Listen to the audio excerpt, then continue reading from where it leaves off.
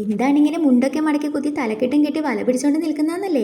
കാരണം വേറെ ഒന്നുമില്ല, കാശിക്കുട്ടൻ്റെ അംഗനവാടിയിൽ ഇന്ന് സെലിബ്രേഷൻ നടക്കുവാണ് കേട്ടോ.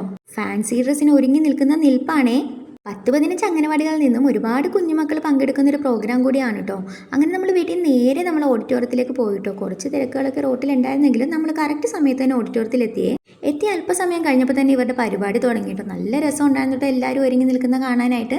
ആശുക്കുട്ടിനെ ആദ്യം നമ്മൾ സോൾജർ ആക്കാനായിട്ടോ തീരുമാനിച്ചു. പിന്നെ ഓൾറെഡി സോൾജറായിട്ട് ഒരു മോൻ ഉള്ളത് കൊണ്ട് നമ്മൾ അവനെ ഫിഷർമാൻ ആക്കി.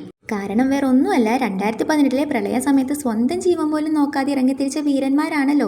അങ്ങനെ ഓഡിറ്റോറിയത്തിനകത്തെ പരിപാടികളൊക്കെ കഴിഞ്ഞ് കുഞ്ഞുങ്ങളെല്ലാവരും കൂടി പുറത്ത് നിന്ന് ഫോട്ടോസിനും വീഡിയോസിനും ഒക്കെ പോകും. ഒരു ചെറിയ ഗ്യാപ്പിൽ ഞാൻ അച്ഛൻ്റെയും മോൻ്റെയും ഫോട്ടോസൊക്കെ ഞാൻ അച്ഛനും അമ്മയും ഒക്കെ നമ്മുടെ കൂടെ ഉണ്ടായിരുന്നു കേട്ടോ. ചേച്ചിക്കും വണ്ണമെന്നുണ്ടായിരുന്നു, പക്ഷെ സാഹചര്യം അനുവദിച്ചില്ല കേട്ടോ.